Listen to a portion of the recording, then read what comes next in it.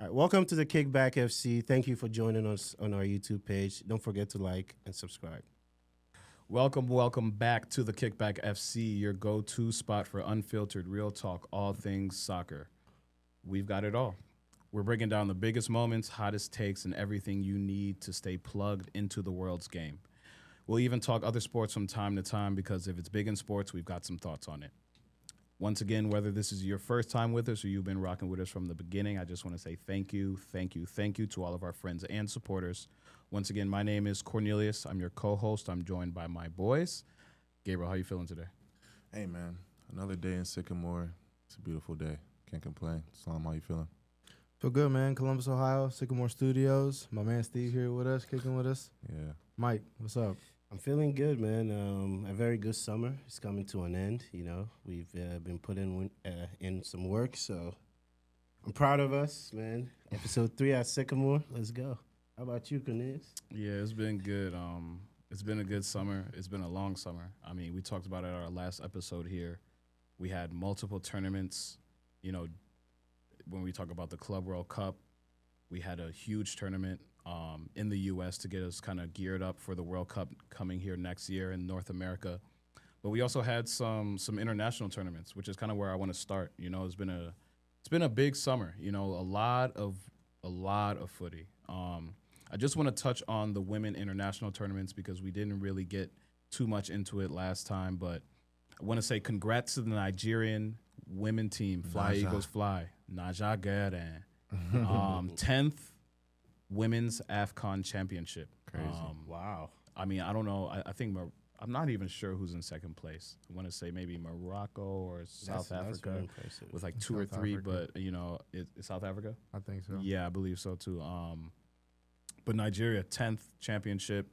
It's just a clear dominance. No one's even close right now. So just wanted to shout them out. You know, if you haven't watched our episodes with Salam and, you know, we had help from Mohammed, son of Gao, they wrapped it up very well. You know, over the knockout stages, they talked about the quarterfinals down to the semifinals, you know, and they had their finals predictions as well. So definitely go check that out if you haven't. But just wanted to say, you know, shout out to the Nigerian women's team.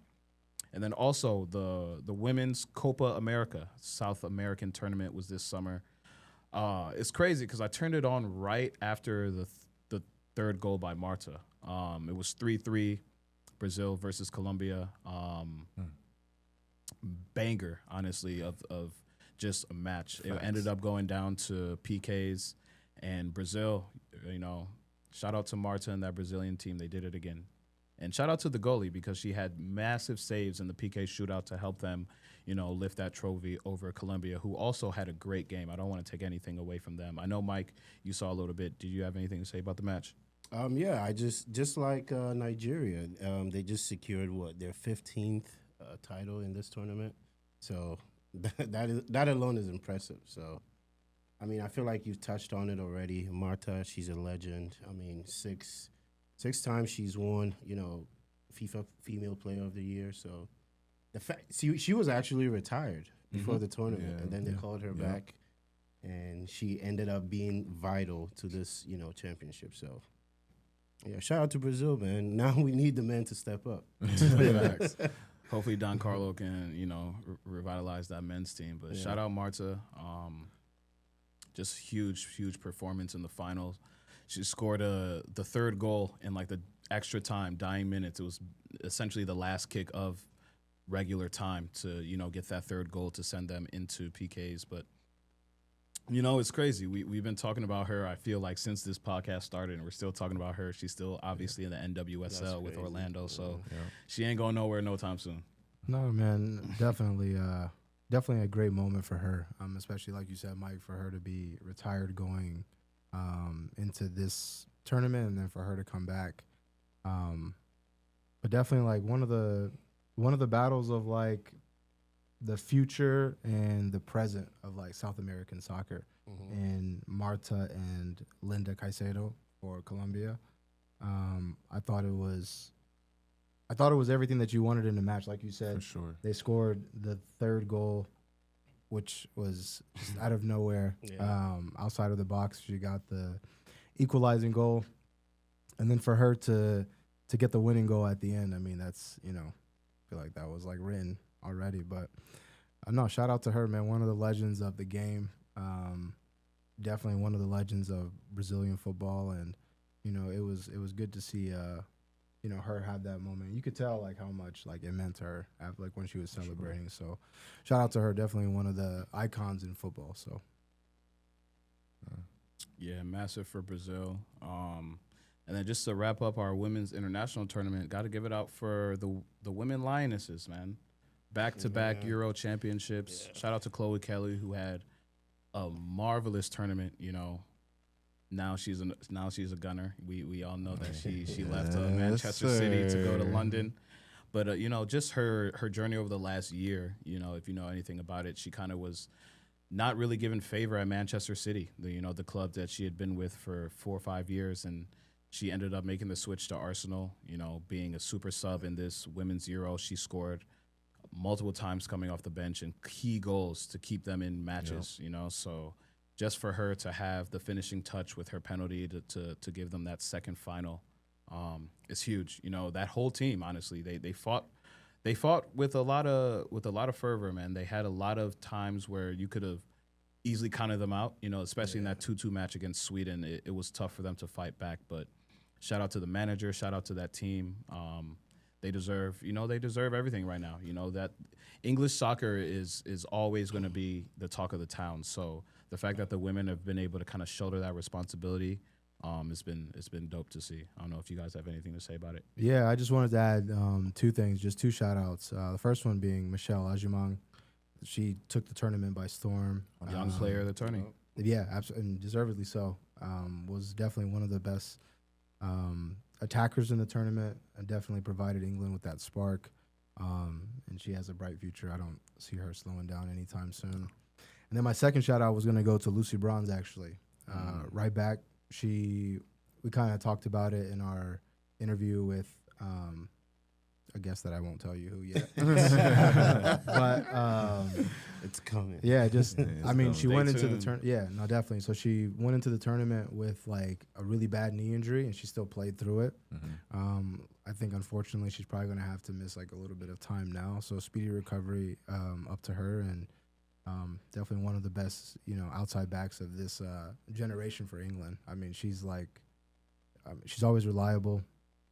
And yeah, hopefully to see you back on the field sometime soon. No, for real. I feel like she's like, bro, like the woman Kyle Walker in a sense. Bro, like, yeah, she's so solid defensively, bro. Can attack, defend, and I mean, like you said it, bro. She played through an injury the entire tournament, and a key part of that unit of that squad. So, big ups to her for sure, 100%. Definitely speedy recovery too. Definitely want to see her back on the pitch ASAP.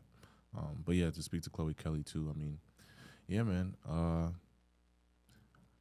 I'm just happy she's a gunner, bro. If I'm being completely honest, City, I feel like, she got her chances, but they never really favored her, and I feel like she's really favored at Arsenal. She's part of the reason that we were able to bring, the Champions League on the women's side to back home. So, no, I'm super happy for Chloe Kelly. I think this past year that she's had has been second to none, and it's a. I mean, if you want to count the summer kind of as like the end of like, a full calendar year football wise, I think her calendar year is up there with anyone's, if I'm being completely honest. She's had a great calendar year. So, yeah, no, big ups to Chloe Kelly. Let me ask you all this. How much pressure do you guys think this puts on the men's team? I mean, it's always going to add pressure. I mean, back to back. I don't want to. No, I'm not going to compare it to the men's US. I think it's completely different. I was about to say. No, it's similar. It's similar, but it's different because I feel like on the men's side, they should have won something a long time ago. England. I mean, and they've been there. They were just in the last Euro final, right? Think about that. Yeah, so I don't want to really compare it to the US, but I will say that bro, all eyes are on the men. Like, the women were able to bring it home. When they had the opportunity, they took it and they brought it home, And the men's side, they've had the same opportunities. They've been in finals, They've been close. They've been in semis. They just haven't been able to get over the hump. So, to see, even from, like, I know we're getting to our teams later, but even speaking from an Arsenal standpoint, like, The women won the Champions League. Yeah. So it's like for the men, it's like, yo, Now it's Yeah. your turn. yeah, it's your turn. Like, no, Yeah. 100%. So I feel the same way about, national team. The women did it. It's now your time, So, yeah, no, it definitely puts pressure. I 100% agree with that. Puts pressure All on right. them. Yeah, I would agree. It puts pressure on both of the teams, and it's pressure that you want because both of these clubs, both of these nations are trending in the right direction. So it just it adds that level of, okay, let's go actually fight for this because we know it's possible. We see what it done. We see how the country is now behind our back. So I think it helps. It's definitely pressure, but it's a pressure that you want. But yeah, man, again, speedy recovery to Lucy Bronze and Lauren James. Lauren James too. Yeah. Lauren She went James off as there. well. You're right. Yeah. Yeah, she also came off. She wasn't even able to finish, the full 90 minutes, But yeah, just speedy recovery to both of those Chelsea Blues as well. Hope you guys can get back and on the field as quickly as possible. But someone that we've probably been waiting for her return for 3 months now, Trinity Rodman. It's first game back since April 12th. She's had honestly a few injuries that she was pretty quiet about, and she has done some interviews recently. She's been seen, on the tennis courts, with her boyfriend Ben Shelton. Shout out to that power couple. But yeah, she's been talking about trying to get back on the pitch, but she also has been talking about, this is the first time where she actually had to take her injury seriously. She said, I'm young. In the past where I've had injuries, I've kind of just fought through it and not really had to think about it. But this was the first time where like I had my lingering back and then I had my leg injury as well. And I started to have things compile. And, she said this was the first time where I had to sit down with my trainers and actually have like a plan, on how to get back.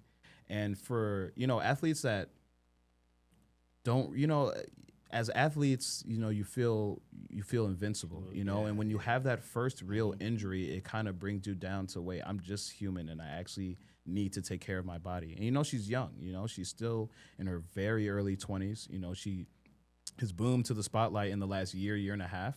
So she knows that a lot of eyes on her, but I think it was super huge of her to kind of just let everyone know, like, hey, like this was tough for me. Like this is like the first injury where I've really had to like actually take care of myself and be away from the pitch and like actually just take time to not rush myself. And I think after all that, you saw the emotion after she scored that game winner, and she essentially was crying on the pitch and the whole team came over to her. But it was such a great moment, of resilience and just showing that, once you do everything right, there are those silver linings at the end. But yeah, I don't know if you guys have anything to say about Trinity. You guys know the Spirit is my team this year, so I've been waiting for her to get back. But to sub on at the 76th minute and then to score, the game winner in injury time, I think she's letting Kansas City Current know, hey, I'm back. Yeah, no, I think obviously the game winner is amazing, and it's just great to see her back on the football pitch. I think football is always more exciting when Trinity Rodman is playing. But I hope that not only women but men just can understand and take something from, her interviews that she's done over the past couple months, explaining, hey, like, I have to take care of my body. And she's still very, very young. I mean, all of us here have played through injuries we probably shouldn't have played through at all. And we understand, it's our love for the sport and this and the third. But at the end of the day, the best ability is availability. We talk about that all the time. And if you're not taking care of yourself, if you're not in that training room every day, even though you don't need to be in the training room, injuries compile and they stack they stack on each other, and it only gets worse from there. So I'm not glad she had the injury, obviously, but I'm glad that she had the realization this early that, hey, I need to take care of my body. And I know injuries are accidents, they're freak accidents a lot of the time, so we can't control that. But everything that you do in the training room, stretching, rolling out, all of those, the forget the training portion and the playing portion. The pregame and the postgame is as important as in-game.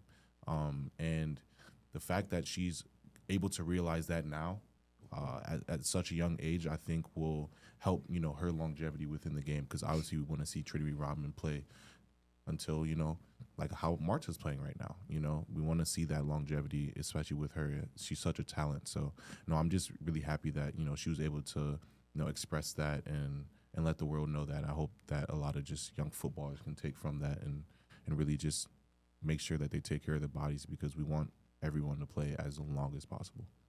So Yeah, I think we also have to give her teammates a shout out, you know, keeping them afloat while she was gone. She was the, you know, she's the face of the team, and, you know, losing somebody like that sometimes can affect your season. absolutely. I mean, currently sitting, what, third? I think tied with Orlando Pride. Third or fourth, somewhere right there. Yeah, No, Spirit, I think they're third. They're tied on 26 points right now with the Pride. So maybe after that win. Yeah, you know, Kansas City right now is flying high. They're, what, 10 points above everybody else. I think they're sitting on 36, while everybody Spirit is sitting on 26 points. So I think the big shout out also is to her teammates. You know, they're right in the mix. She comes back, if she keeps doing what we've known her to do. Who knows? They can maybe close the gap on Kansas City. But yeah, it's good to see her back. yeah, I agree. You know, we talk about Kansas City. We got to talk about who they just picked up, man. They just picked up a dog, straight baller. Yeah. For those of you who don't know, Kansas City Current just went ahead and got Ally Sentnor. Just a quick background for those of you who may not know. She's a North Carolina Tar Heel. It's funny. I was just reading her story recently, you know, a couple of days ago while we were doing homework for this. She tore her ACL just a few minutes into her first preseason game at UNC in 2021. Rehabbed, she came back on the field in 2022 and scored on her debut. That shows you what kind of mentality this girl has, man. She's a straight baller. She just came from the Utah Royals. She scored 4 goals in 34 appearances there, but the stats don't really explain who she is. I think getting on this Kansas City team, which is obviously the best team in the league currently, she's going to have a lot of talent around her. And, I mean, she's only 21 years of age currently, so she has a lot of room to grow as well. Yeah, I don't know. Salam, I know you wanted to talk about this. You kind of put it on the docket for today. What you think about Ally to KC? Man, I was actually talking about it with you guys this weekend, and I was like comparing it to kind of like when KD went to the Warriors. Maybe not specifics on like this person on this person, but you talk about one of the best players in the league, Young players too. going to the best team in the league. Yeah. Bro, Kansas City, 8 points clear of everybody. Okay. Most goals in the league. They scored 31 goals. The next team is Orlando Pride with 21 goals. Wow. So you're already adding more goals to that. In Utah, she was the focal point of the attack. Here, she doesn't need to be that. She can just focus on just playing her game. That takes a lot of pressure away from Temwa. Takes a lot of pressure away from a player like Debinha. And, I mean, to get someone of her talent, 21 years old, she's a former #1 pick, overall pick last year. I mean, this is a big statement by Kansas City. And this is, you know, we are the best team in the league. And now we've solidified our, you know, position as like, you know, this supporter shield, we're going to get it wrapped up. Yeah, it's going and right then through when us. we get to the postseason, you know, Good luck. yeah, good luck. Because, I mean, this was the last, I think this was like a trade deadline move too as well. Oh, okay. This was like right at the deadline. So this shows a lot of, you know, ambition. You got to give Kansas City Current the credit here. She's a versatile player, can play as a 10, out wide or up top. You know, obviously it shows the confidence that they have in the coach Vlatko and the job that he's done there. And I mean, I feel like you can't. It'd be hard to bet against them for them not to make a serious like push towards the championship, because I mean they're already, like I said, the best team, and now you've gotten one of the best players in the league. So shout out to her, man. Do you think this moves them past the semifinals this year? I mean, I hate to, you know, like be the, you know, spoiler, but Kansas City is going to win the NWSL title this year, 100%. Like I said, I mean, this was a team they've already shown you without her, we're the best team. Yeah. And now you're adding a player of her caliber. For people who may not follow the NWSL regularly, this is a very talented player. in basketball terms. Talked about KD going to the Warriors. I don't know. She's more like Kyrie, though. You know, she coming off the ACL. She's young. She's going to a team that's already solid. I'm glad you brought that up. She's saucy, bro. She's really good. I'm glad you brought up Kyrie really because it was almost like I know Kyrie was there when Bryan came back. But like this is like when Bryan went back to Cleveland, and you know when they got K-Love and all those other guys, I was like, yeah, this is she's saucy, man. I'm not gonna lie. To me, I know we're doing these analogies. She's like the last Infinity Stone. Oh yeah, she's that. Oh yeah, it's up. Okay. Yeah. It's the last Infinity Stone. I think, like Salam said, you know, this is when you add more talent to an already talented squad. It just takes a little bit less pressure off your already talented players that are already performing. So it's like she's gonna go there and do her thing, and now they don't have to rely on Temwa to score every match. Like this is a player that can go and get you goals and assists. You know what I mean? This is just another creative mind, another very direct player as well. If you watched her, like very, very direct, likes to take players on. So yeah, the league's in trouble. The league is in trouble. They're doing something in Kansas City. They just want to build dynasties. You know, they got the Chiefs. You know, it's a sports city. Kansas City is officially a sports town. No, they want to build dynasties, and they're very well on their way. I think for the Utah Royals, we can all agree this was purely financial. Yeah, because I mean they're the worst team in the league. I mean they can already tell season's over. I'm sorry to say that, but they're not gonna pick up points to make up for the points they've lost throughout the season. I mean they'll also get a percentage according to ESPN. They'll get a percentage for any transfer in her future. So there's a sell-on clause. That's not. That's good. I mean, it hasn't been that long, 34 games, and to just move her. But I mean, when it's financial, you got to think about the future. It makes sense for them right now. And also, I mean, even for her as a player, like if you're, I mean, I'm not gonna say that, but if you're on a club that's just not doing well, and you have bigger, higher ambitions, and you want to go win things, and they're in a tough spot financially, and they need to rebuild. Call up. Yeah, And even for her, I mean, I think she's going to get a call up. She was always going to call up, but things can happen. No, for sure. So, and I think Cornelia said 34 appearances, 4 goals. I feel like that is not the stat you should focus on. She's going to a team where the players around her is better. Yeah. And you're gonna see those numbers improve. Right. Remember when Ozil was on Arsenal, bro? You know how many assists he really should have had that didn't, end up being, assists or things of that sort. So the stats can lie. Stats can definitely lie. You can manipulate stats, and I think it's first game is gonna be fireworks. Yeah, Facts. Facts. Yeah. So shout out to Ally Sentnor and the move. We're looking forward to what you do at Kansas City, and this NWSL season, like we said, kind of in the beginning of the year, it's gonna be very interesting. I wanted to say this too. I hate to cut you off. No, go ahead. Can't make this up. Guess who Kansas City Current's first game is against? Utah Royals. Oh wow! You're about to get a taste of their own medicine. She's gonna do that. She's gonna do that. Yeah. On Friday. I won't celebrate. On Friday. Ooh, and I think the game is in Utah. Oh, so she's playing at home. It's homecoming. She probably just stayed. You don't need to even go to train. Just stay there. We'll come meet you. Yeah.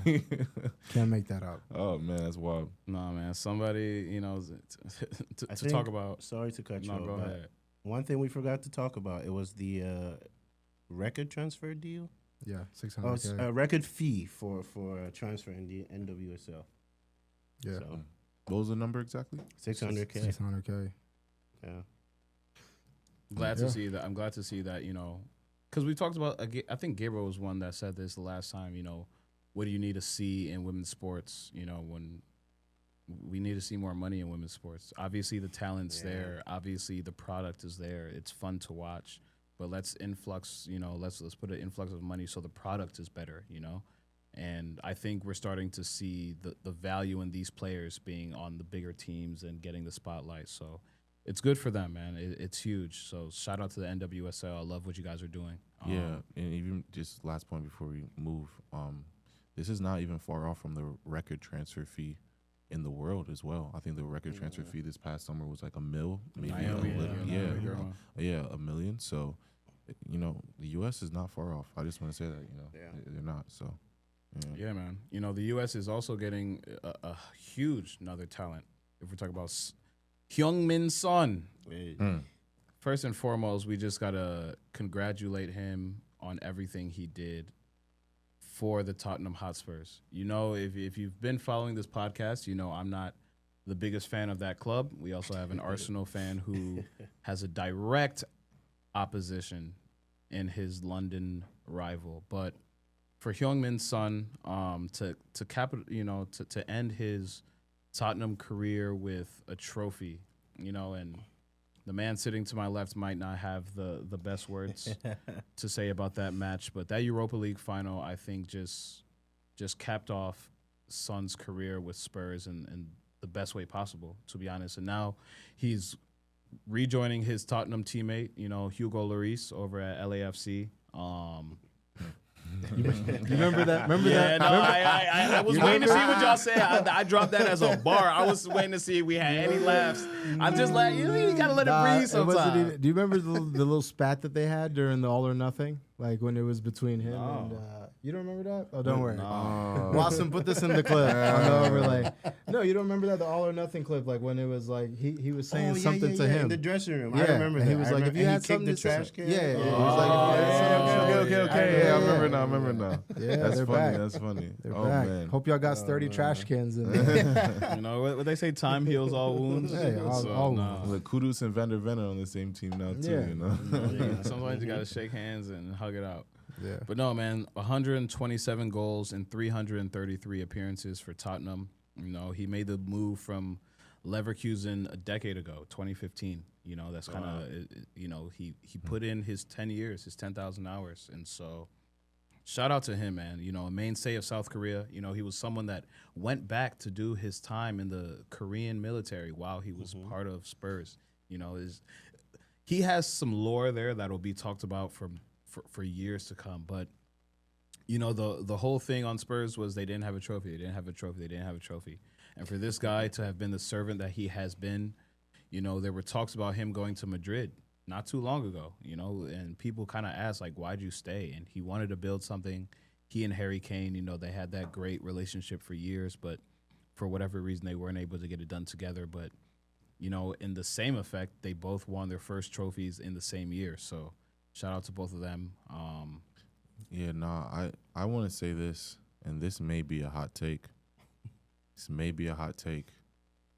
But the fact that Son was able to not only did he stay at Spurs when Kane left, but also delivered the one thing that they didn't have, bro, no lie, Son deserves a trophy or a statue before Kane. and this may be a hot take. This may be a hot take to the Spurs fans, but, bro, he did something that Kane was, minus the goals, the ability, this and the third, he did something that your quote-unquote mainstay never did, you know? And listen, I know Kane is forever, you know, ingrained in that club. He held so many, you know, records and things of that for Spurs. But just speaking, you know, from an outsider, Son needs a statue. Son needs a statue. Speaking from an outsider as well, to piggyback on what you're talking about, I've had a Spurs friend of mine say he arguably is the best Spur ever, even over Jimmy Graves. And I looked at him crazy, but he said he's definitely over Kane. You know, like I think if you ask Tottenham Hotspur fans at this point, they put Son over Kane because he stayed and he delivered. You know, he stayed and he delivered. Now the Jimmy Graves, you know, that's for y'all to do. Yeah, I mean, that's not on me, but I understand like why they said what they said. Yeah. I'm not gonna lie. He might need that statue, bro, and it might need to come before Kane's. Like, I'm sorry, bro. No, I'm glad you brought it up because I was gonna ask everyone. Do you think Son is a bigger Legend. Yes, he Absolutely. got the trophy. Absolutely not. I hate to be the Debbie Downer here, but let's be real. You guys keep talking about how he delivered a trophy. Do you remember when he came in the Europa League final? What minute did he come in, Mike? It don't matter, fam. Bro, it doesn't matter. matter. Bro, Doesn't matter. Because You remember when Cristiano won his Euro? He played how many minutes? He got subbed off. He was hurt. But We're talking about no. Bro, What are we same talking thing about? applies. he got hurt. Okay, but I'm saying this guy he came on with 20 minutes left to play. The game was already 1-0. Brennan Aronson. Nah, bro. Brennan Johnson. No one's going to remember this, Salam. No one is going to remember what time. I did. I was there. I watched the game. No one's going to remember. No one's going to remember what you- time he came on. No one's going to remember how many minutes he played. Nobody's going to remember who he subbed off. No one's going to remember. So any he was of that. just on the team. Bro. No. All people are going to remember at the end of the day is listen. He brought a trophy to Tottenham Hotspurs. You get no respect. no one cares. You get the respect. You get the respect for everything you do leading up to that. I like the point Gabriel was making. I'm going to tell you something right now. Maybe Cornelius will remember. John Terry didn't play that final, that Champions League final. Come on. He didn't. He didn't. But guess what? He lifted the trophy. Yeah, because Nobody he was the really captain. remembers Because he that, was the though. captain. And Yeah, so no, was but the if you captain watch of the game- Spurs, I so what watched- are we hold on, talking about? I watched the game. I watched that whole run with you. But this is I the know, you were but telling this me goes on back he to- was telling me on the side. I hope John Terry is not playing. So like I understand he was the But captain. this goes so back he to the lifted Ronaldo thing. responsibility. This goes back to the Ronaldo thing, like I just said. Ronaldo played, 20, 30, You're and I know the injury took him off the pitch. I But agree with Gabriel. You're Nobody saying will he remember that. delivered the title though. Bro, he no. didn't deliver the title. he was the captain. No. Brody is going to remember, who did they beat in the group stages? Who did they beat in the semi? No one's going to remember that. All they're going to remember I'm is remember that he Spurs didn't play this year. He barely played this year, bro. Great, Salam. He barely played. And the rest but of as the a captain, 10 you to don't know what 20 he's million doing in the people locker room. won't. You don't know what he's doing on the bench. I Like, understand his responsibilities as a captain. Yes, like you because of you're the crazy, senior bro. player. What you mean for the team, I understand. You lift the trophy. You should. There's nobody else that should lift the trophy. But when Drogba scored, right, versus Bayern, right, out of respect, they gave it to John Terry. Yeah. Right? Who was the next person they gave it to? Come on. But people don't remember those details. Respect to y'all take. Respect to y'all But take. that has nothing to do with I agree with. that Nobody has remembers nothing the to do details. with the 332 games he played before that. Yeah, I'm That talking about has the last nothing year to do where he with the played. 127 I'm talking about goals the he last scored. year. No, I mean, if you want to do recency bias and say, hey, he's 32 years old, he's older, he's injured, and he wasn't able to play this entire year, so I don't think he should get the merit he deserves. No. Sure, he deserves. that's on you. He deserves. for the merit. me- So I'm go ahead, arguing go the ahead, point I'm sorry. between him and Harry Kane. Kane, You're saying okay, over okay. Harry Kane. No. But That's crazy, bro. I'm At saying the end of the day, when they look back, they're going to say, what did Kane do? He scored mad goals. He put us in this position. He got us to a Champions League final. He did this. He did that. And then they're going to say, who brought the trophy back to Spurs? Heung-min Son. That's exactly what they're going to say. Bro. And the crazy part yes, is, in real time, my fault, I didn't mean to cut you off, No, but no. in real time, 100%.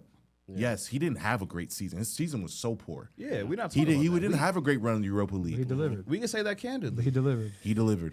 He delivered. Delivered a trophy. A trophy came under his regime when Harry Kane was not there. Shout out to you, bro. I'll see you in Columbus and Cincinnati here soon. Yeah, Bro. no, I mean, So to you guys, you think the trophy is what makes the difference? Yeah. yes. Okay. It 100%. Don't tell you- Yasser that. Okay, no, You wait, know hold on, that. hold You on, know hold on, that, hold on, bro. hold on. We hold know on. this. So even recency, right? Are you putting Zaha over Eze when it comes to Crystal Palace? Ooh. This is what you're saying to me because well, because Zaha did his I- thing at Crystal Palace. He did. He whoop. He did He this at did. the 30. Put him in great positions. He did. Never got the trophy. Eze, captain, got them the trophy. So is Zaha over Eze? No, Eze's over Zaha because So then you- Eze actually contributed to that run. I can. We Okay. were No, talking no, I about. mean, no, we we- were talking but about he his was run. he was my for player of the sure. year. In the He final. was, yeah. He Yes, scored in He the was final. my player of the year. sure. You can't tell me. Okay, sure. exactly. So the run leading up to that, he was very influential to what was going on. He scored in the final, delivered in the final. I don't think- and was you could argue the best player on the field that day against a Manchester City side that Wow. like is one of the best teams. No, in no, the no. championship. And I don't want to. You're saying the I'm- guy I'm who with came you. on I'm with with 20 you. minutes left after the game, He the goal delivered, scored. bro. Again, we just talked about Marta. We're losing the She plot. just- We're losing the plot a little bit because we were talking about The Son legacy, the versus legacy. Kane, and we're Not talking about just the like one legacy. game. It's not just So one we're losing the game. plot, Elizabeth. No. And I agree with you. It's not just about one game. But I think this one game kind of stamps it, in my opinion. Again, if you want to say Okay. Kane, I'm not going to argue that. Okay. You're wrong. I'm just going to say this is why I'm right. I'm not, because I think it's two sides to both coins. You know So what I'm saying? you're But saying Son is a bigger Spurs player than Harry Kane.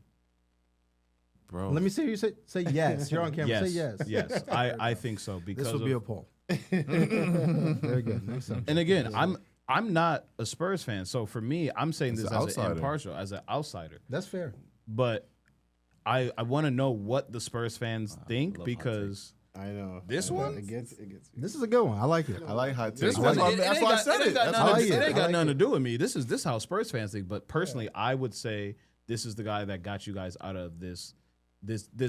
Like now we looking at Arsenal like, yo, when y'all gonna win a trophy? Because Spurs finally Don't won say, something. Just say fam. European trophy, not a trophy. Okay. Let's So levels, anyway, let's you know, levels. moving on because we talked about Son a little too much. I want to move this into, you know, the segue was about transfers because we talked about transfers a little bit in the beginning of the summer when we had our Gold Cup summer recap with the Club World Cup as well. Again, if you ain't seen that episode, go check us out, the KickBack FC on all socials.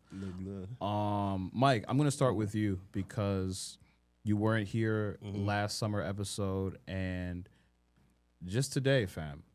Yep. 3 major deals on the Chelsea side outgoing. Mm-hmm. We tallied some numbers up.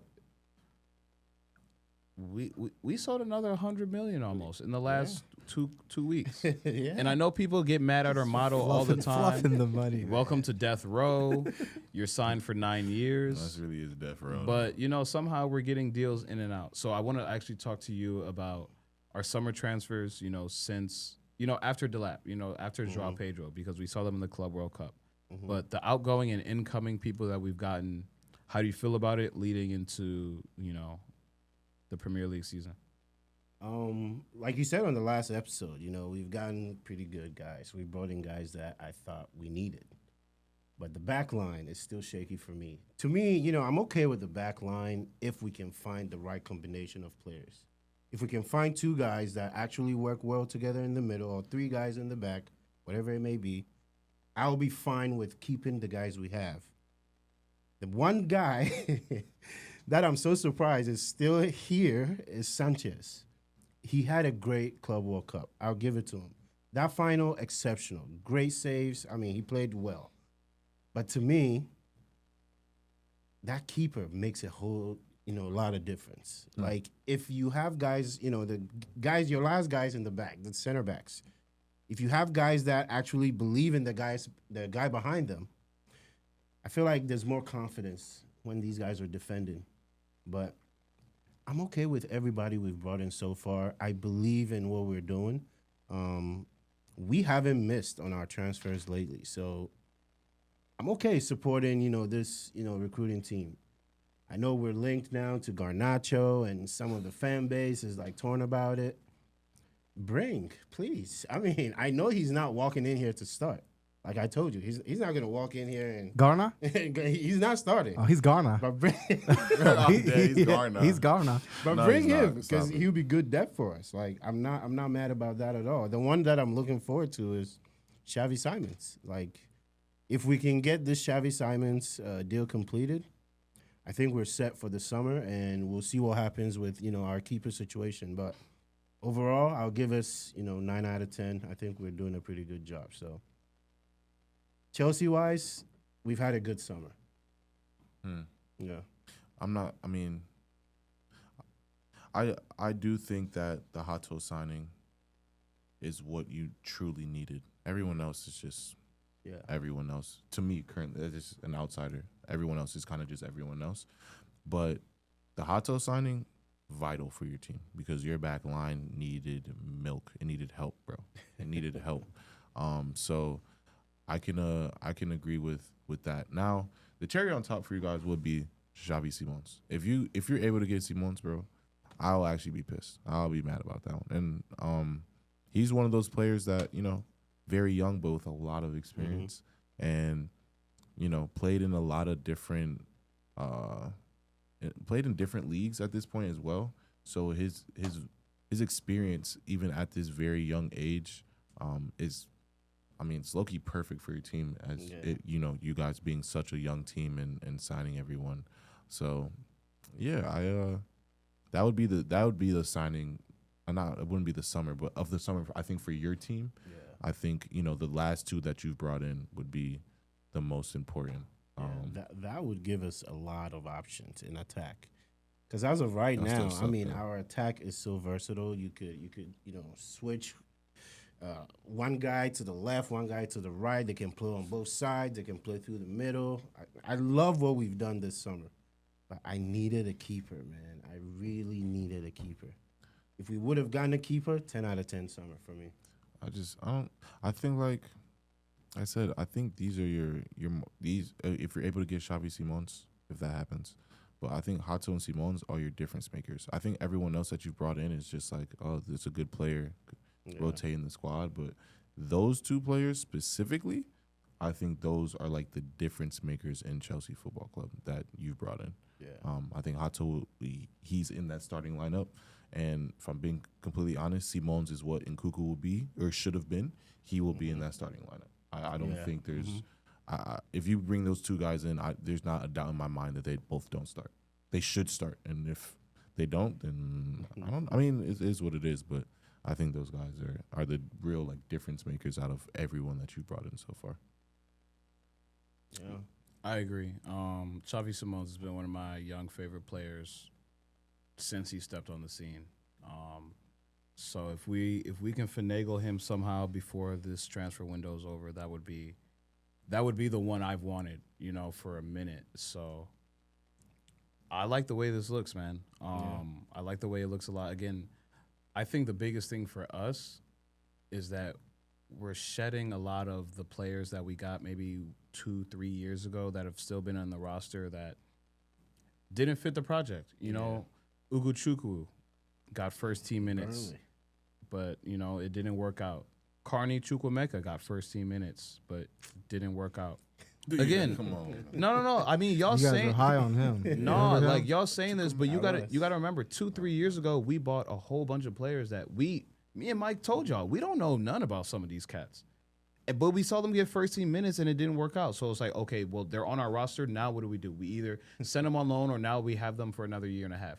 Ian Maatsen, we had him, and I liked that player, but it didn't work out. We sent him to Villa, and he's doing well at Villa. So it's like when you're buying 20 players a year and you're sending 5 on loan, them 15, you got to figure out. Some ain't going to work out. But I think most of us also forget that we're on our like 5th coach since we bought some of these guys. So it's like a lot of these guys fit one guy's system and didn't fit the other. Exactly. But at the end of the day, for me, and again, this comes down to what me and Mike have been talking about. Where is the Chelsea culture going to be? When are we going to find what our whys are? When are we going to have that Chelsea pride again? And I think we're finally starting to see it with what Enzo Maresca's building. Yeah. We tried it with Pochettino. Pochettino got us in a decent space last year. Yeah. He got us to a final, but we couldn't cross that threshold.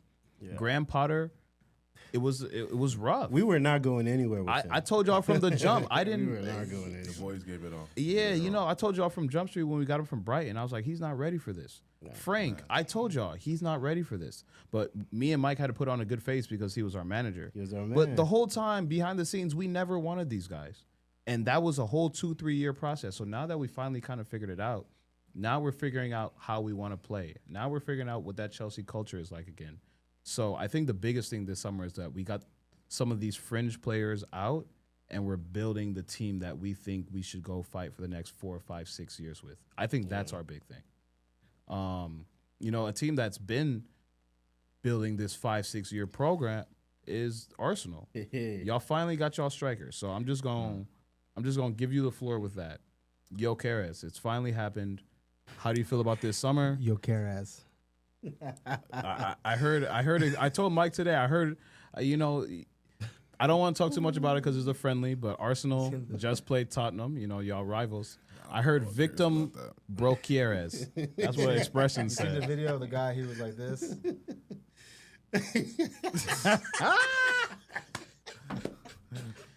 So let's talk about it. No, you guys, are flying. you bro. specifically have been talking about a striker since you guys went and bought, my Brazilian guy. Bro, he's been talking about him for a year and a half, maybe 2 seasons now. I wouldn't say not 2 seasons. It's been a while. It's At been- least a year and a half. About a year. Yeah. We've been linked though, so that's the only reason we've been linked. And that was our strongest link. So, yeah, we finally got a striker. It's about damn time.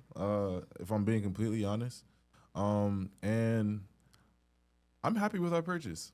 We didn't break the bank per se. We can still bring in another player at the same time. So, as much as, if I'm being completely honest, my first choice has always been Isak. Just personally, my first choice has always been him. Y'all don't got Isak money. Yeah. We were never gonna pay the whatever they're trying to charge. At this point, who knows? Yeah, it's a So, yeah, no, it's truly a scam. It's a scam. So, I kind of was like, hey, Isak's not gonna happen. That's not realistic. So my two options that the club presented were either gonna be Sesko and Gyökeres. Sesko, I think, is a good player. And my shout out Yasser, man. He doesn't agree with me on this Gyökeres transfer. He's not big on Gyökeres, if I'm being completely honest. But for me, Sesko is another project, and I'm sorry, I have no patience for a project. I need someone who you guys are past project. We're past project. We're past. Oh, is he gonna? Can he fix? And yes, we maybe Sesko maybe has a higher ceiling, sure, but I don't care about that right now. I need to win currently. So, for me, Gyökeres, I'm happy with the signing. He honestly, played 10 minutes in the match. Like, I really could care less, bro. If I'm being completely honest, I think we'll see a lot more of him actually on Wednesday when we play Villarreal. So, I'm happy with our signing. I'm not reading into too much of the couple minutes that he's played, the training videos that I've seen. I really do not care about any of that. All I care about is come August 17th when we play against them and them there. What are you going to do? Because you're going to be in the starting lineup. You should be in the starting lineup. If you're not, then I have questions for Arteta. So, like I said, I'm very, very happy with our Gyökeres signing. It's really not much for me to say. This is something I've been asking for what, 4 years, since we probably started the pod. Yeah. Honestly, even when we got Jesus. No, seriously, even when we got Jesus, That's I the said Brazilian man this that I was talking isn't about. this isn't the guy. Yeah, this one is more. not the guy that's gonna. Kai Havertz has bulked up. Here we go. this year, though. Bro, all I have to say is this is what I've been asking for at least 3 years, at least over 1,000 days. I've been asking for a number 9 who is a proven goal scorer who we need to elevate our squad, and we finally got that. And hey. now I'm ready. Let's ask the to see. hard-hitting questions Hold on. because he got the 14, and I've been waiting on this Hey, because let's talk about it. I know you're trying to be political about it. Big Glock. The man dem got the 14. You guys been looking for your striker. What is your expectations? If you want to go GA, What are you asking me? Because What- you're asking about the 14 or you're asking about the GA? I'm asking. Like, I'm what are asking. you I'm bro? specifically more so asking about the GA. What Bro. do you expect? Because you guys have been looking You're for asking your expectations striker. for GA already. Yes. Jesus. This is the prediction predictions, show. yeah. This is the Jesus. prediction I love show. it. I love it. No. Because listen, man. Yasser told me. It's Yasser told me you got bamboozled by Anthony's little spin move, right? That's why we signed him. And This is told the Yasser, prediction show. Like, this is what this right here is the reason why we have this energy. But no, I feel like that's a valid question. though. Yeah, No, it that's is. fair. It Valid is. question. I don't expect him to assist much, if I'm being Okay, completely that's fair. honest. That's I fair. want to That's be fine. like, let me start there. So, like, total GA will probably be under 30, if I'm being completely honest. Wait. Above Hold on, 20 wait. or- Wait. In Can you let me? Champions Here League, we go. domestic, and Let the me league. land. Can you let me no land? A's, just goals, right? Can you let me land, Okay. bro? I'm just trying to make sure. Damn, yeah. can y'all let me land? Okay. Yes. No one Damn, said- look, no one I said- even I said it's one thing you're Yeah, already on me. No one said Damn. anything. No one said anything. Listen, I think total GAs will be less than 30. Now, do I think he gets over 20 goals in the Prem? I don't know. If I'm being completely honest, I don't know. I think this season, he's somewhere around 18. I think he's barking on the 20. Realistically, he should. I think he should get 20. But am I going to just bank on him getting 20 goals this season? No, I don't think I can rely on that. I think total GA will be somewhere around 26, 27. And we're gonna all comps or just Prem? Just Prem. We're gonna table the rest of the discussion so we can get past our right, section for transfers, and then we'll get to thirsty. But no, I had to ask this question because it does lead into what I wanted to ask. Once we get into this, but we're still talking transfers, so let's just keep it transfers right now. Okay. But yes, I think total GA in the Prem for Gyökeres, I think is going to be around 27. I think he'll have. Honestly, he might have 20 goals. I think he should get over 20, but realistically, I'm thinking like 18 and 6, something like that. If I'm being completely honest, What'd you pay again? 67, bro. It wasn't that much. It wasn't that much. Just? Yeah, It wasn't just. You paid 100 mil for Anthony. You were talking to me about Gyökeres. We didn't pay 100 mil for Anthony. It wasn't 100 mil. Come on, The let's add-ons are not hitting. But no. Mike, I don't know. Hey, We'll not hey, be hey, talking about. Okay. hey, no. But I feel like that's a great place to end, especially with Arsenal, because No, I wanted to say one thing about Go ahead, Arsenal. go ahead. I know I've seen a lot of, I think you even touched on it. I want to shout you out for that Nani, we don't want Nani campaign the fans were running. That was embarrassing. And I'm glad that, a fan can step up and say that, we all don't feel this way. Nani was a good transfer, Arsenal fans. Nani was a good transfer. Look at my face. No, it was. Take care of my boy. Take care of my boy. But I also want to say, Norgard, he's a good Partey replacement. I'm sorry. He's available. Partey was not that available for Arsenal. This guy's consistent. So I like what you guys did this window. To be honest, I think you pretty much addressed every issue. Nope. You could do maybe one more winger, but I think for the most part, we have one issue. No, we have one more issue. What? The 10. The Eze. The 10.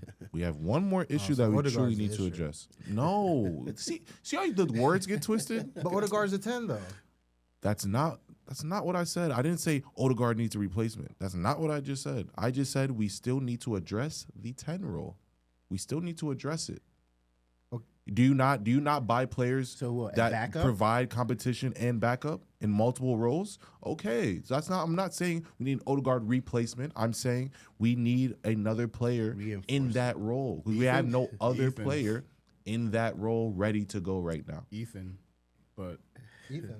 Yeah, Waneri, isn't he the 10? Oh yeah.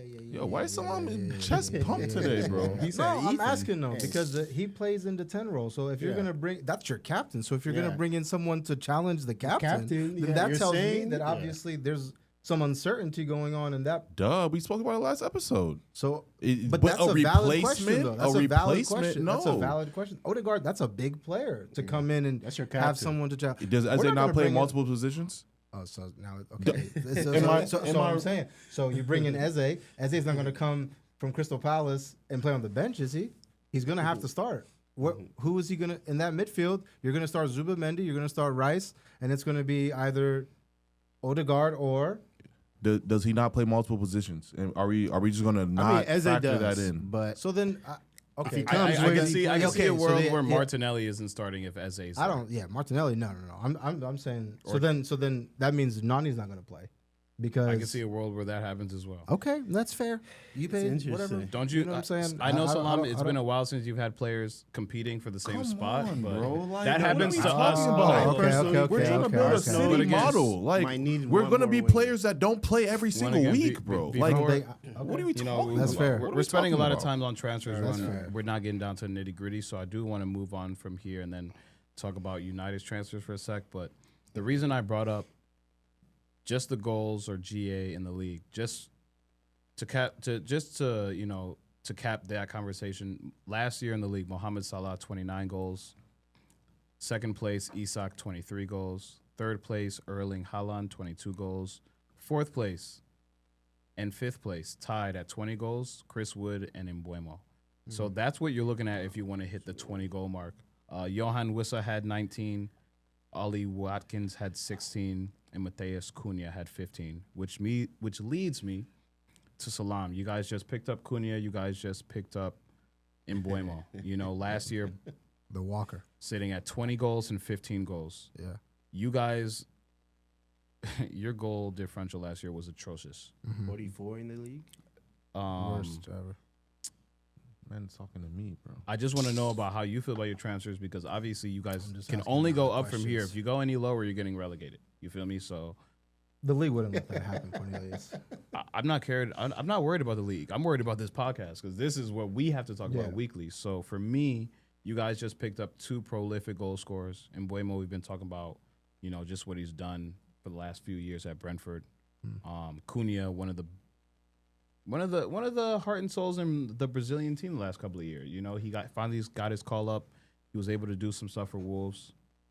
But I want to know what you specifically feel that they're going to bring to the team. And, you know, we'll get into our predictions kind of right after that. I think they're going to bring character.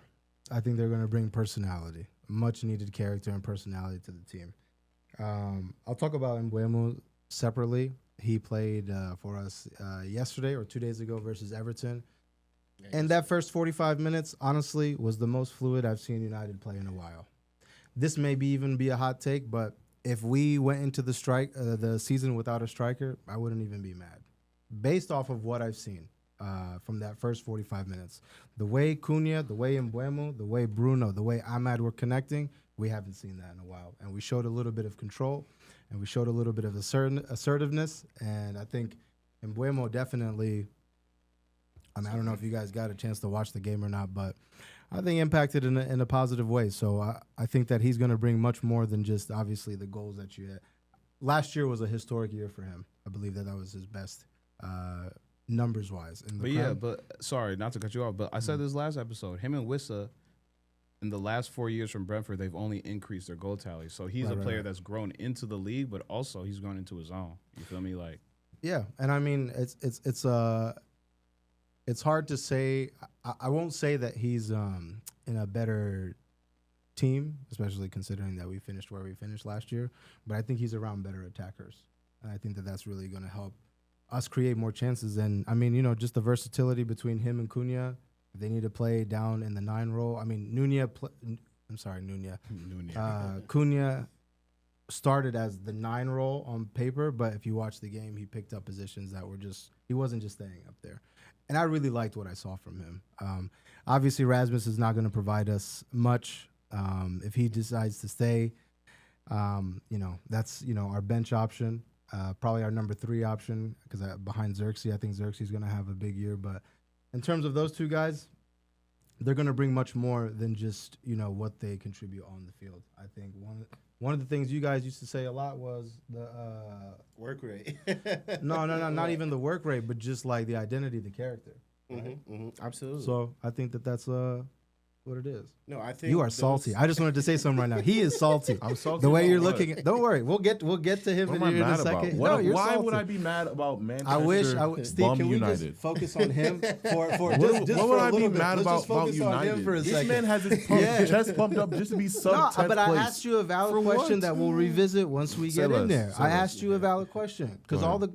I mean, we'll get. there. are we done with the transfer talk? Because I actually wanted to start with Salam for the predictions. So kind of how we're gonna do it is just, you know, we came to the table with our top 6 teams, how we think they're gonna finish at the end of the Premier League season.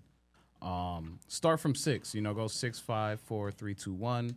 We'll all give our top 6, and then we'll kind of have a roundtable discussion about it. But I wanted to start with, you know, as is tradition, we start with the losers, you know, and at the bottom of the table comes Manchester United. So, Salam, we're going to start with you, and then we're going to go Mike, Gabriel. Why would I go? Why, that doesn't make sense. He We has start from to the go bottom. last. I'm going last. Oh, I thought we were just going to go clockwise, Nah, but all right, no, no. that's Oh, that's now you that's thought we were fine. going over clockwise. Come But on, you just come on, explained the man. rules of the Yeah, just episode saying and what- talked about how You're trying to move I the did have one goalposts. thing The to rules say. is if you lose, you start. I did have one thing to say though, real quick. Okay. I will start here, No, you're for sure starting. but okay. Thank you. Are we going this way or are no, we going- we'll go bottom to top All right. as you finish on the table. The last thing that I wanted to say in regards to United was about these transfers. There's one big question mark that I'm very concerned about going into this season, and that's Kobbie Mainoo. I'm very curious to see where this guy fits into the team. I think he's a generational talent. I think that he's a phenomenal player. But one thing that I'm seeing a lot is Bruno's playing in that double pivot role next to Ugarte. He's playing next to Casemiro. One thing that I saw yesterday was Cunha started up front. It was Bueno. It was Ahmad. And Kobe didn't start. And that's a problem for me because this is showing me that, like, the manager clearly doesn't know what he's doing with him. And that's a problem, and I think that we can't fumble on this type of talent. We talked about, who was the guy we talked about the other day, the Portuguese, Angel Gomez. Another guy we just, for whatever reason, couldn't figure it out. But, yeah, I would love to see us figure that out. You're not worried about your keeper situation? Oh, well. I know you touched on it a little bit, but. Yeah, yeah, we need a new keeper, Mike. That's all I'm gonna say. Man's changing his top 6 now. No, I'm not changing it. It just came off. Damn, Gabriel, what is this? Nah, you want to be on my neck, bro? Come on, man. Energy's reciprocated. Come on, bro. I'm just asking questions, though. This is what this is, right? We ask each other questions. We talk every day. I'm just asking you questions. Some of the questions that you asked me. These questions. Ask us all these questions. But all right, I'll start. We're gonna go from top 6, right? Yep. Yes, sir. Hold all your comments. We'll go Salam, Mike, Cornelius, Gabriel, then round table it. At number 6, I have Newcastle United. I just want to start by, this is based off of the teams now, right now. Okay. This is off of right now. Obviously, there's a lot of talk about what's going to happen, but as of right now, I have Newcastle in 6th place. I have Manchester United finishing in Europe in 5th place. So drunk. I think 4th and 5th place, honestly, could interchange. In 4th place, I have Chelsea Football Club. In 3rd place, I have Arsenal Football Club. In 2nd place, I have Liverpool. And in 1st place, I have Manchester City. All right, thank you. Go ahead, Mike. Well, here goes my list. In 1st place, I have Chelsea Football Club. I'm not. We'll talk about that later. 2nd place, I have Manchester City. 3rd, I have Liverpool. And in 4th, I have Arsenal Football Club. In 5th, I have Newcastle. And then in 6th, I have Manchester United. You got to sit the top 6, though, Mike. What's good? What's good, man? What's good? All right. Look at Cornelius. Look at Cornelius. Look at Cornelius. Based off what Salam said, I had to take United off of this. Okay. I had them tied with Villa for 6, but they'll probably get that Conference League 7. They'll make it there. In 5th place, I have Newcastle. 4th place, I have the Gunners. 3rd place, I have Chelsea. 2nd place, I have Liverpool. 1st place, I have City. Okay. You have a slash. Oh, here goes my top 6, y'all. 6, I have Fulham. Oh. 5th, I have Spurs. 4th, I have Chelsea. 3rd, I have Liverpool. 2nd, I have City. Number 1, you already know what is going on, is Arsenal. Let's get into it because we have to talk about these top 6s. The first Whoever, no. Let's start this right now. Whoever put Manchester in their top 6, you guys need to be drug tested because what is going on? These men are gonna jump 10 10 plus places in a season. Yes. It's been, I honestly have always said, bro. Even last season, I kept saying this is not a 15th place team. Come on, we all knew this. We all understand what they were in. I mean, they fired their manager mid-season. It always doesn't look that bad when teams fire their manager mid-season. They did, and this time it just didn't work out the way it usually does. There was no bounce like we usually expect. That's why I think they did as bad as they did. This team is not finishing below 10th place. I think this team will finish in a European spot. And with the guys they've added, I think they will get results. They will. Trust me. I think this team will not be that bad. They will not be playing in a lot of competitions where it'll demand, like a game and then 4 days later another game. These guys will have time to actually work together. Let's be real. Like, this is a team that is not that bad, Gabriel. This is not a bad team. So that's why I have them coming where they are, because I think they'll have enough to challenge these other teams. Y'all better listen to Real Ferdinand and put them expectations I know at he eighth. said, well, eighth is a good. Shout out to Rio, but you're wrong. No, I just wanted to build off of your point. I think that, and you know what? You actually told me this last year about how it could be a blessing in disguise that we're actually not in Europe. Yeah. And I said no because of obviously the financial benefits that you get from finishing in Europe. Even if it was Conference League, you still get a little bit of money. But to your point, I think us not being in multiple competitions is going to help us. This is the first proper preseason I feel like we've had in a while.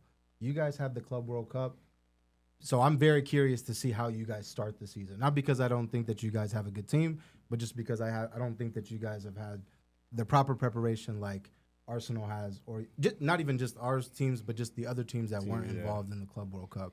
So I think having that, continuity and, those less fixtures on our schedule is going to help us. And, I mean, we had so many, just like every other team. We had a lot of injuries that we had to battle through, and unfortunately we didn't have a lot of depth. So I think, having those, having just only the Premier League to focus on is definitely going to help us. That's why I think that we'll be able to finish in the top 6 spots, top European spots. I had y'all tied with Villa, and I only I agree with Mike. One competition a week, domestic championships. Maybe you guys go win something domestic, but this team is solid, bro. Like, this team is solid. You guys have finally an attack that can compete. I mean, we've all seen those Instagram graphics out there. Who has the best attack? Is it City, Chelsea, Arsenal? United somehow made the cut. You know what I'm saying? So Liverpool. So you guys have the attack. The continuity is where it's not going to be how I think you think it's going to be. And the only reason I say that is because I think about Chelsea after we had to sell our team. We went all the way down to 12th place. I have never seen Chelsea lower than 10th place. We won the league in 15, went to 10th place in 16, won the league in 17. And since then, we've been decent. But then dropping down to 12th place, you kind of have to put yourself in the mindset, this is going to be a project. And I think you see these names and then they fill your eyes with all the glitz and the glamour, and you don't realize. I mean, I was talking to Mike about this earlier. Cunha is going to get a red card. Yeah. The red card's coming. There's a game he's going to get 2 yellows. And you're going to have to deal with a Cunha that's not on the team. You're going to have to deal with an Bueno that has his 4-week injury. You're going to have to deal with these things that we've seen in the past. And how does Manchester United bounce back when you guys are in a rudder form, it's February, and you don't have your 2-3 main guys? It's going to happen. No depth. Think about Chelsea. We missed Cole Palmer for a whole 3 months, and luckily we had other players to fill in the gaps. But you're going to have those times where your player goes down or your player isn't in the form that you think he is. And luckily you guys have more players to pick up the slack, but you don't just jump from 16 to 6. And if you guys do, then Amorim should be coach of the year. Seriously. But I have you guys at 6, 7 because I think you guys are around 7. I still think Newcastle is better than you.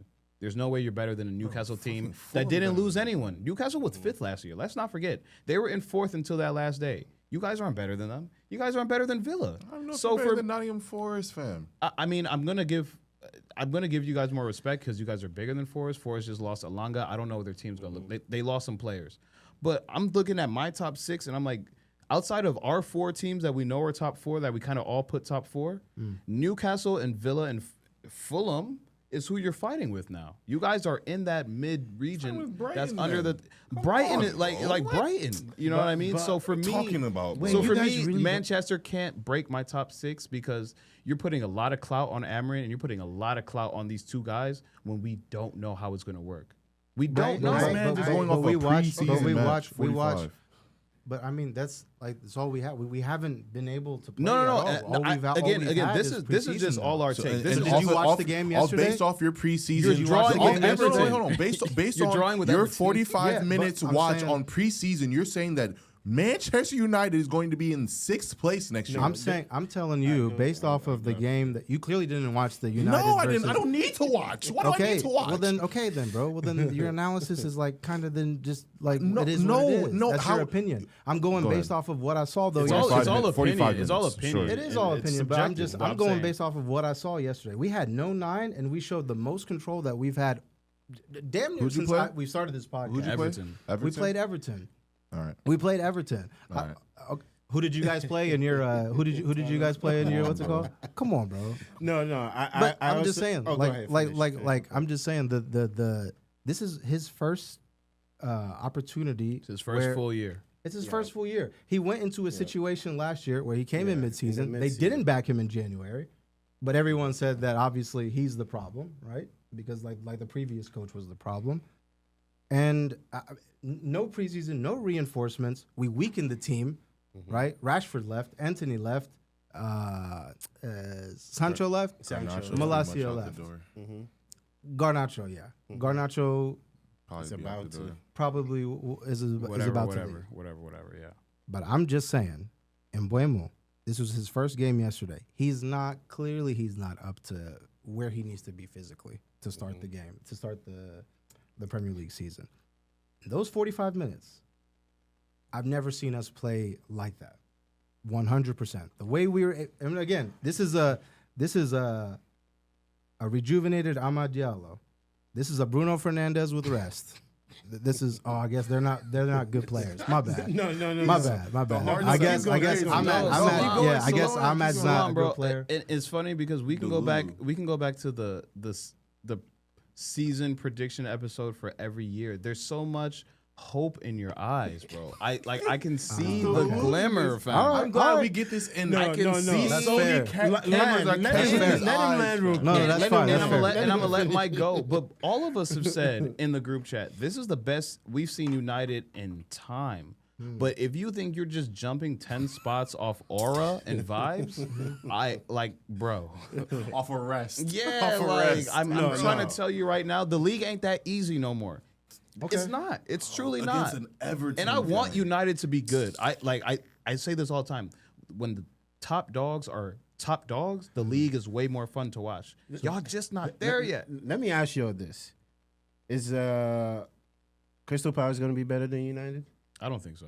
Is Not if it was Forest like going to be better than United? I think so. Yes. I don't think so. Forest? Yes. I'm not even. Is joking, Bryan yes. going to be better than United? Yes. Yes. Yes. What makes you think Brighton is going to be better? They have the than United? infrastructure and they know who they are. They don't. Because you be buying all their players. That's why. Yeah, but every time we buy players, they go recuperate with somebody else. Like they just sold a Dingra, and they still they're putting their money in Minte and whoever they just brought in. So Brighton has the infrastructure. Okay. They've been better than you for the last 2-3 years. So what are we doing? Hold on. So Okay. if we look at some of these teams that will be playing in Europe, that's one thing we've always talked about.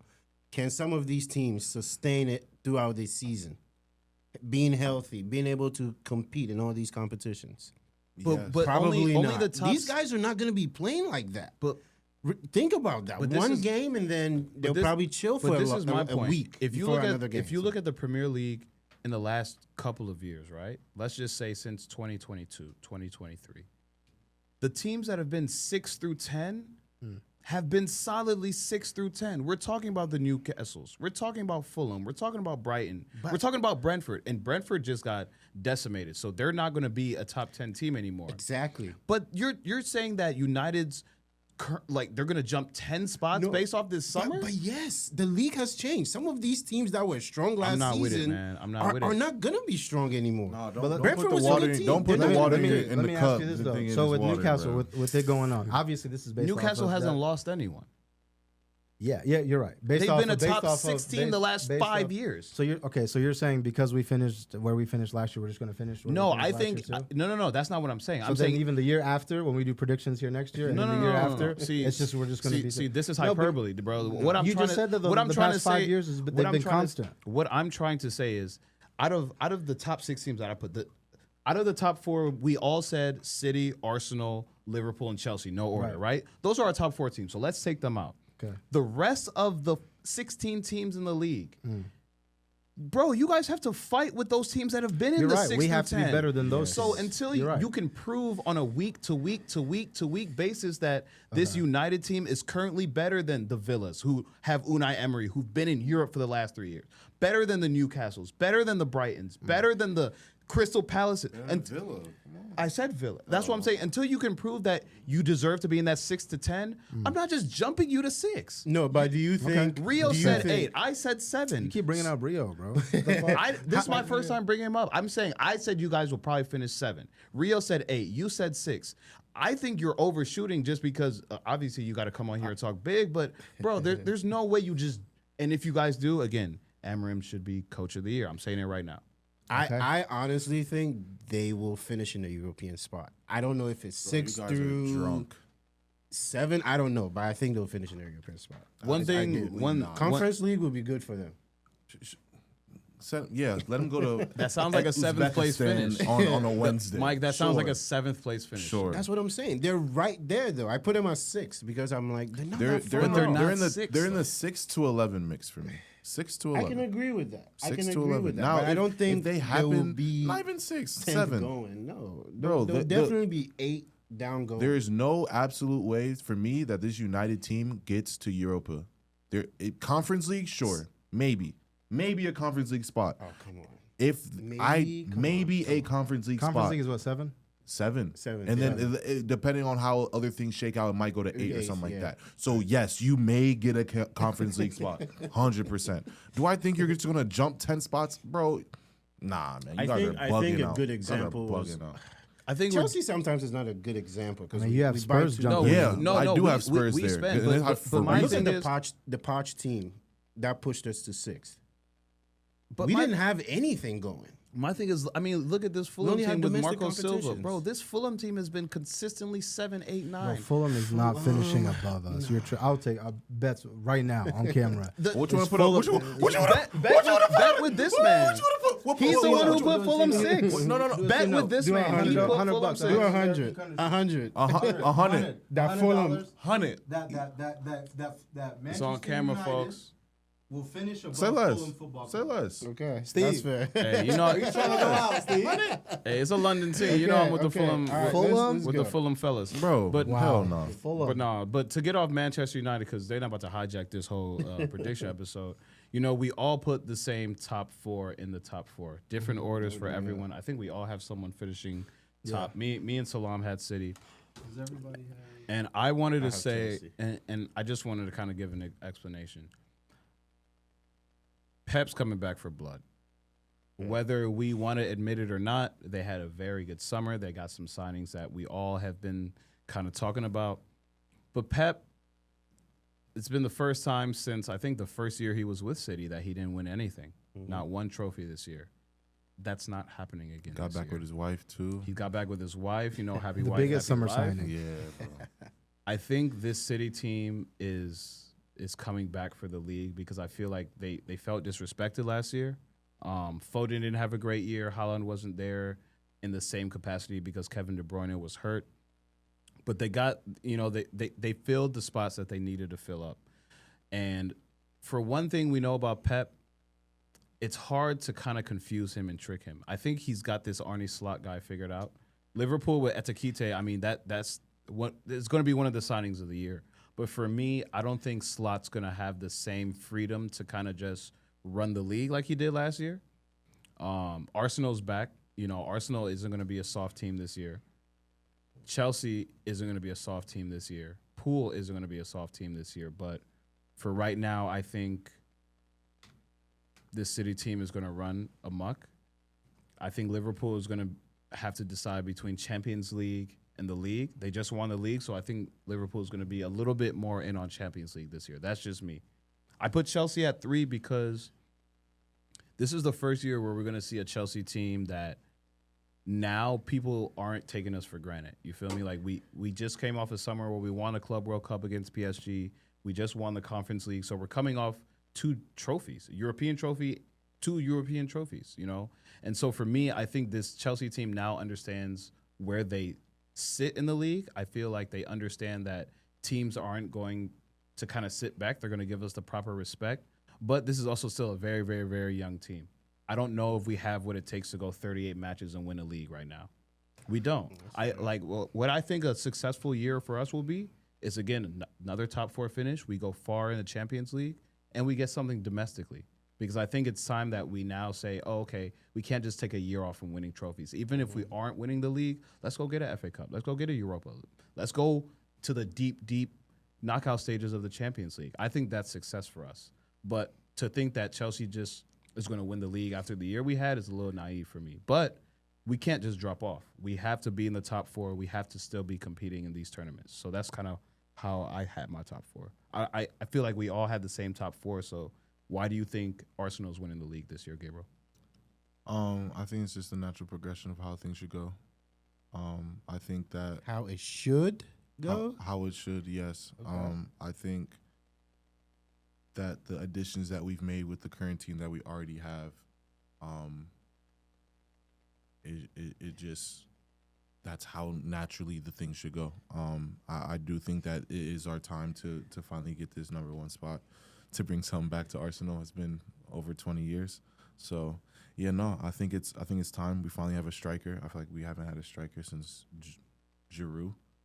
If I'm being completely Aubameyang. We haven't had a striker since then, and that was time. That was the last striker to give us 20-plus goals in the season. And this is, this is the last striker, was a Pierre-Emerick Aubameyang. Was the last striker to give us 20-plus goals in a Prem season. I think did he win a Golden Boot? I think he did. tied. He with did. He Salah. tied? Yeah, I think but he won a Golden Boot.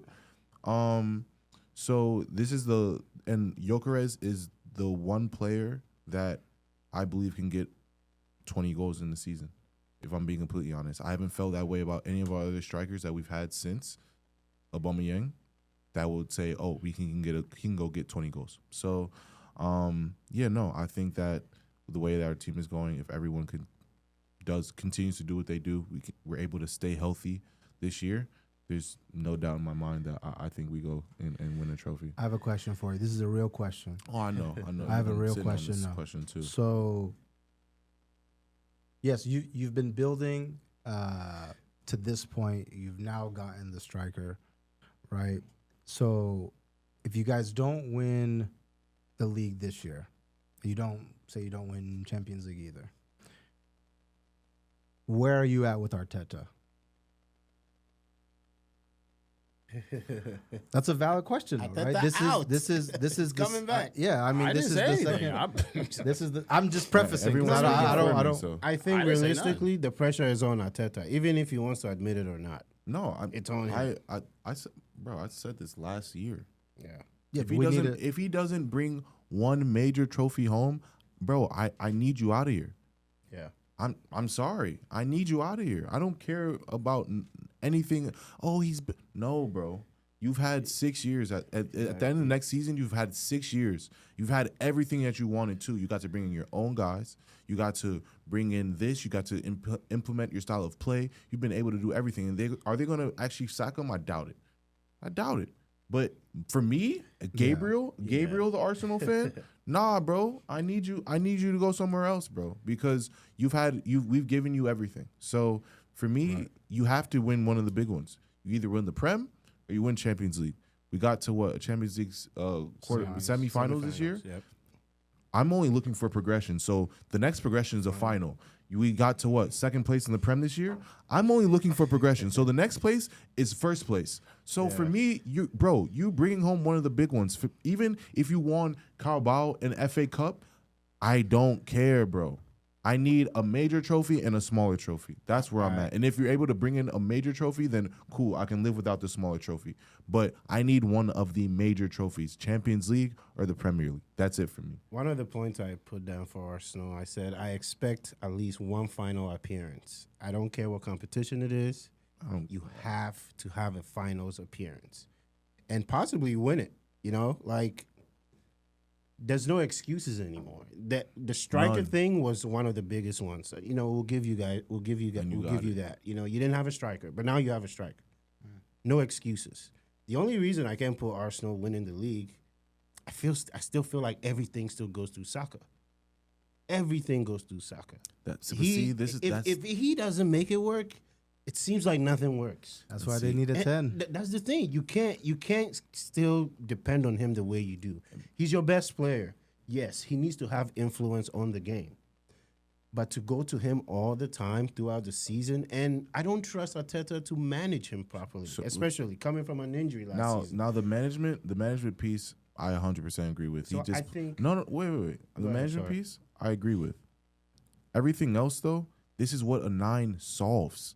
This is what we don't need everything to go through Saka. This is what Nani Madueke solves. Okay. Our left side was dead, bro. Martinelli had nothing going on that left side. He can't take players 1v1. Madueke is a 1v1 player. Now, when it goes to the left side, you have to drop another guy deep for Madueke because if he beats you down the line, guess what? We have a proven goal scorer in the 6. Not only that, there's someone named Declan Rice who, if he cuts it back to, he can hit a ball from outside the box and score. So no, we don't have to have the onus on Saka anymore. Okay, that onus should be relieved. Yeah. Now the management part, I agree. I think Saka will also still get run into the dirt. Yeah. But from a player standpoint, from a squad standpoint, we now have players and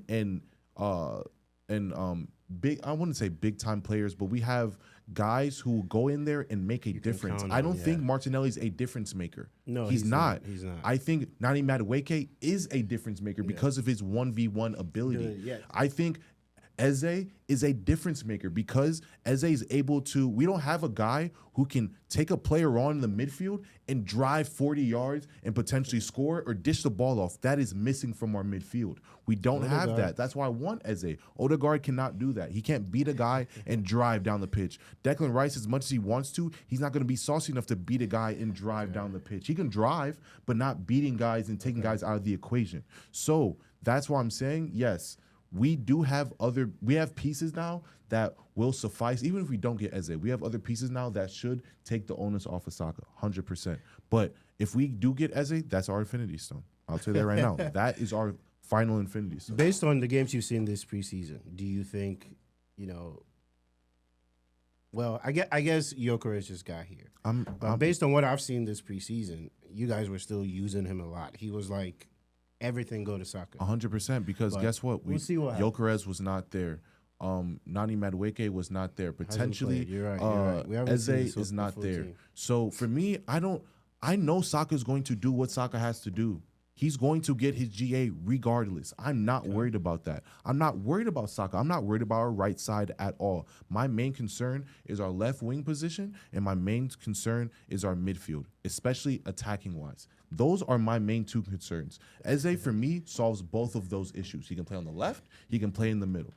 For me, and Madueke pretty much solves our left wing issues anyway. So for me, my focal point right now is getting a backup 10 who is proven, because we're in win now mode. And everyone keeps saying Ethan Nwaneri. Yes, I love Ethan Nwaneri. Don't even get it twisted. That's my guy. But we are in win now mode. We do not have time to teach a guy a role right now. Last year, that was that time. 2 years ago, that was that time. Right now is not that time.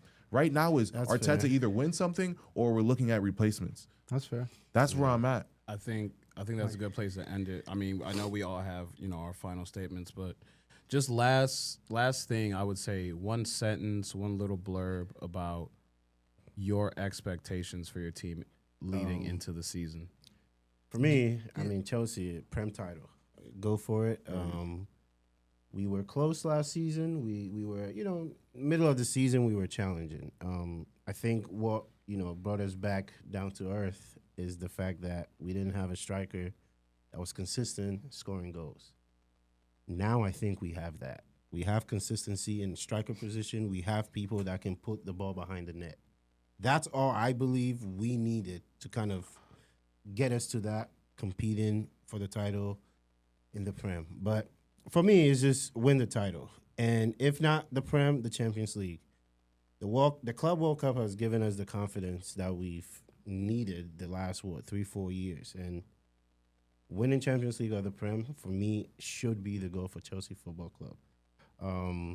and keeping the back line healthy, man. We haven't been able to keep a consistent back line partnership for so long now. I mean, I don't even know who I would say are partners in the back. Maybe Chalobah and Colwell. But even that, we've seen a lot of variations of our back line. So if we can keep them healthy, keep a consistent back line, that would be happy for me. And the most important one, getting Estevao acclimated as soon as possible. Because if my boy starts firing, it's over. I've been telling y'all, Lamine, we're coming. Lamine, He said, we're coming. Garnacho, we're coming. Anyways, but those are my expectations for Chelsea. I mean, straight up. I really think we're there.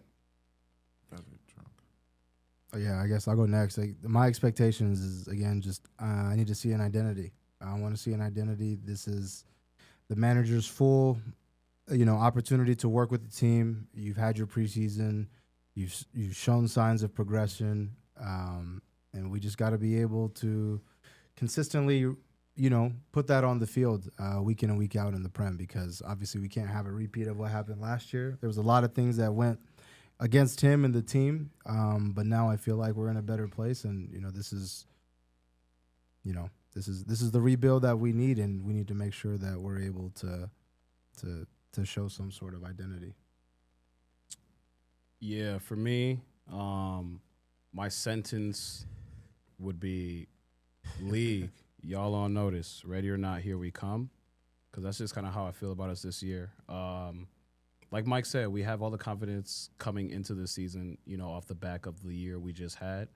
But at the same time, we didn't take 5 steps forwards to take 7 steps back. And we didn't take 5 steps forward to take 3 steps back. We want to continue to move forward. Exactly. And I think that staying top 4 should be a goal that we have for the next 10 years. Fighting for championships, whether that be domestic or European, should be the goal we have for the next 20,000 years. So for me, just keep moving forward. We have the team, we have the manager, we have the belief. I'm glad you said that. I also put down maintaining top 4 status. That should be the goal every season. Be in that top 4. Most importantly, win the whole thing. But yeah, Win or go home. Arteta, win or go home. That's it. Win or go home. Do you guys think it would be a Brandon Rodgers thing with Arteta? I mean, eventually somebody's got to come in and get you over the hump. Win Southgate. or go home. Club came in and got the Liverpool over the hump. I think that's the same thing that's going to happen. But anyways, another Yeah, one. man. Another one. Shout out anybody? If not, I'll Shout close out Trinity Rodman, man. Super baller. Mhm. You're a super icon, and I know you know that, but it's dope to see someone just take the torch and run with it. And for my boys, Chelsea, you know what to do. You got a shout out? Yeah, I'm gonna close out. I go last. Estevao. I've been on Estevao watch. The guy showed up to Cobham today, but I haven't seen any pictures, so I'm waiting. That's my shout out. I want to give a shout out to all you guys listening to us. This is kicking off our 6th season. Wow. Just to bring everything together. This is kicking off our 6th season as a pod. So, I just want to say shout out to everyone that's been listening to us, everyone that's been supporting, commenting, liking, subscribing, just keeping in tune with us. We appreciate you. This is the start of another year. We have, I feel like, so much more content than we've had in the past, coming up this year. So just want to give a shout out to, our entire community. So thank you. That's it. Yeah. Well, yeah, I mean, cheers to you guys, man. Definitely. Yeah. It's been a lot of fun. We got a lot of fun stuff coming. Shout out to you, Steve. Appreciate Thank you you. holding us down, Yeah, bro. always. As always. Shout out to Sycamore. Shout out to the Sycamore Studio here in Columbus, Ohio. If you're a content creator, a podcaster, come check out the Sycamore Studio. We're in the studio now. Very comfortable. My man Steve working here with us. Appreciate you, man. Always a good time here. And as Gabriel said, thank you guys for all your guys' continued support, and appreciate you pulling up to the kickback. Thank you for liking, subscribing. It's all the support that you've given us over the past years. Thank you for joining the episode. Can't wait to see you at the next one.